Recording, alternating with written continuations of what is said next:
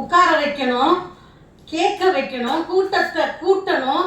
அந்த மாதிரி பாடல்கள்லாம் தான் சுவை மிகுந்ததுன்னு நான் புரிஞ்சுக்கிட்டேன். சில பேர் உட்காந்துட்டு தாளம் போட்டுக்கிட்டு தலையாட்டிக்கிட்டு அப்படி போறது சுவை மிகுந்ததா? இந்த மேடையை சொல்ல, இந்த அரங்கத்தை சொல்லல. ஆமா, அப்படி நான் சொல்லல, கண்டிப்பா நான் சொல்லல. அதாவது மேடை போட்டாச்சு, இது மைக்கு வச்சாச்சு அப்படின்னாலே கூட்டத்துக்கு சேருக்கு உட்காரதுக்கு ஆளுகளை இழுக்கிறதுக்கு இருக்க பாட்டு இருக்கு பாருங்க, இயக்க பாடல்கள். அந்த பாடல்கள் சுவை மிகுந்தது, அதுதான் மக்களை ஈர்க்கக்கூடியது. அப்படிங்கிற அந்த தலைப்புல இந்த வாய்ப்பை எனக்கு கொடுத்ததுக்கு ரொம்ப நன்றி. நல்ல வேலை அவர் அந்த தலைப்பை எனக்கு கொடுக்காம விட்டது ரொம்ப மகிழ்ச்சியா இருக்கு.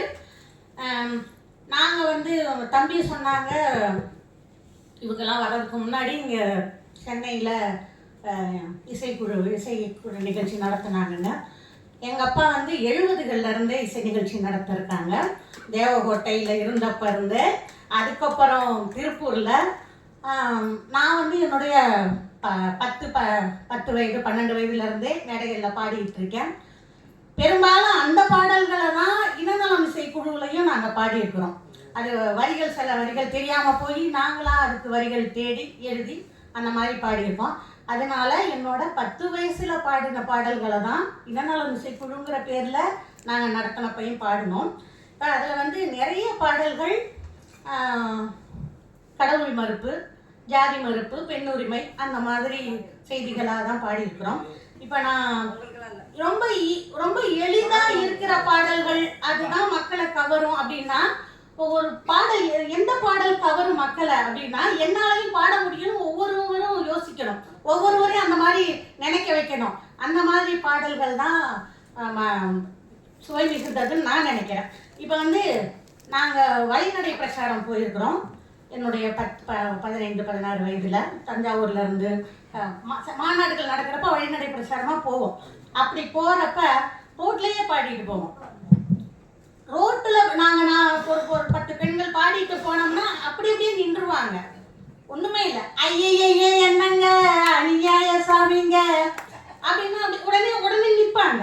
ஐயே என்னங்க அநியாய சாமிங்க, சாமி உதவாது சிச்சி சாமி உதவாதுங்க, சாமி உதவாது சிச்சி சாமி உதவாதுங்க அப்படின்னா 2 பேரும் நின்றுவாங்க. அப்படி நின்றுவாங்க.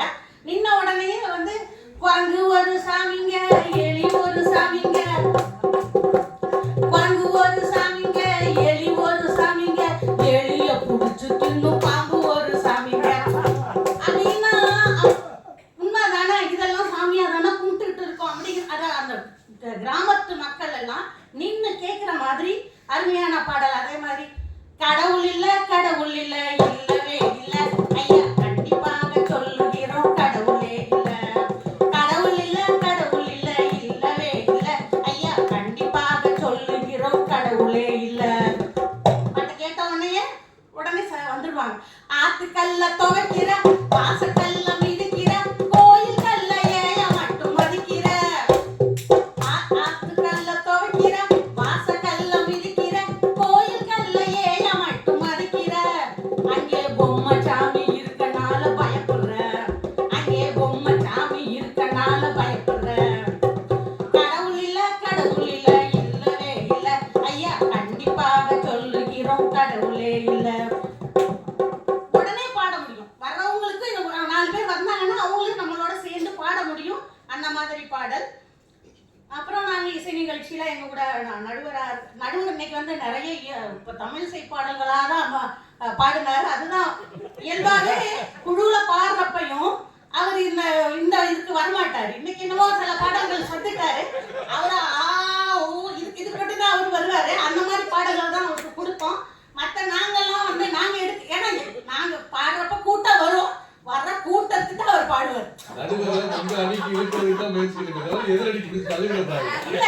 உண்மை என்னன்னு தெரியணும்ல. அதாவது நாங்க பாடி கூட்டத்தை கூட்டுவோமா, ஆட்கள் வந்த உடனே அவர் இந்த பாடலை பாடுவார். ஏன்னா அவர் பாடுனா வரமாட்டாங்க. அவர் இந்த மாதிரி பாடல் பாடுறப்ப வரமாட்டாங்க. அப்படிங்கிறப்ப நாங்க ஏலேலங்கடி ஏலேலங்கடி ஏலேலங்கடி ஏலேலோ ஏலேலோ ஏலேலோ ஏலேலங்கடி ஏலேலோ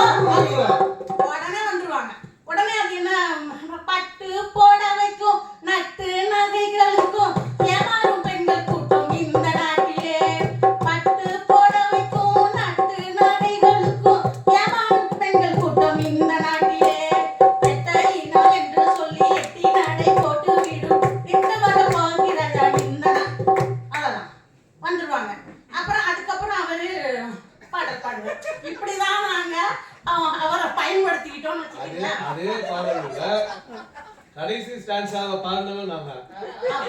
ஆமா ஆமா, அப்பப்ப கொஞ்சம் கொஞ்சம் வாய்ப்பு கொடுப்போம். அடுத்து அடுத்து இந்த மெட்டு மக்களுக்கு நல்லா தெரிஞ்ச மெட்டு, அந்த மெட்டுல பாடுனா நமக்கு வசதியா இருக்கும், அப்படி மக்கள் கேட்பாங்க அப்படிங்கிறதுனால தேனினி மயிலும் இயேசுவின் நாமம் திவ்ய மதுரமாமே. தேனினி மயிலும் இயேசுவின் நாமம் திவ்ய மதுரமாமே. பின்னேவனின் பக்தர் சீனிக்கு கியூவில் தினமும் நிற்பது ஏன்? தேனினி மயிலும் இயேசுவின் நாமம் திவ்ய மதுரமாமே. பரவடத்தில் இருக்கிற உங்களுடைய பிள்ளைகள் எல்லாம் நாட்டிலே ஆக்சிடென்ட் ஆகி ரத்தம் கிடைக்காமல் அல்லாடி கொண்டிருக்கிறீர்கள்.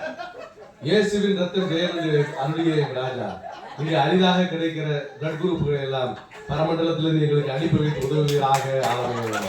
பேசிடும் வார்த்தை பாடிடும் பாடல் பொய்யில் விளைந்த ஒன்றே. ஹalleluya. பேசிடும் வார்த்தை பாடிடும் பாடல் பொய்யில் விளைந்த ஒன்றே. அதை ஊதிக்கும் போது மக்களை ஏக்க பக்தர்கள் போடும் வேஷம். பாவிகளே, தேனினி மயிலும் இயேசுவின் நாமம் திவ்ய மதுரமாமே.